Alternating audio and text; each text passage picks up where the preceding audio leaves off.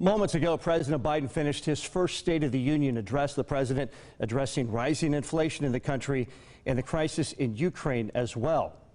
Joining us live to discuss the president's address is Congressman Mike Turner. Congressman, thank you so much for joining us. And those are the two major points that Americans were listening for answers tonight. And I want to start with the crisis in Ukraine first.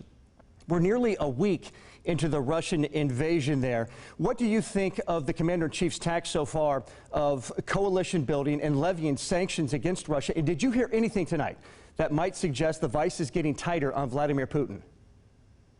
Well, I think everyone certainly is very disappointed that there was not sufficient aid to Ukraine before the invasion. We called for lethal weapons to be provided for Ukraine. The president has had over a year's notice that Ukraine was going to be subject to this invasion from Russia. And even though the president had threatened sanctions, giving the Ukrainians the ability to defend their homeland is certainly incredibly important, and I think would have changed some of the devastation that we're seeing right now.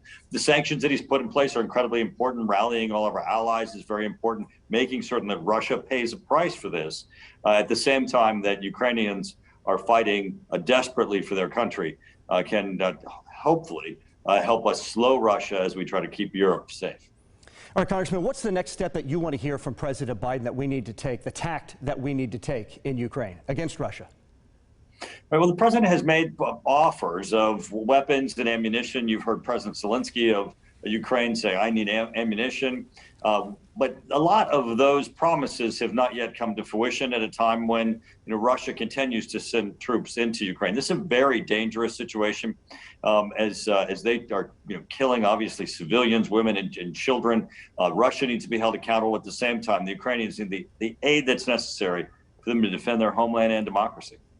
All right, Congressman, we haven't talked about inflation in this light since Jimmy Carter was president over 4 decades ago.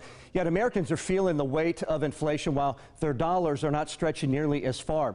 Certainly, the pandemic was part of the economic woes, but how much of it is policy? And do you think the president's plan to tackle it will alleviate any of that strain? Unfortunately, the president's policies of increased spending and increased taxes got us to the place that we're in, and including the disruptiveness of the supply chain where people were being paid not to work. What we need to do is, of course, rein in spending, make certain that we target areas in which we can bring jobs back to the United States.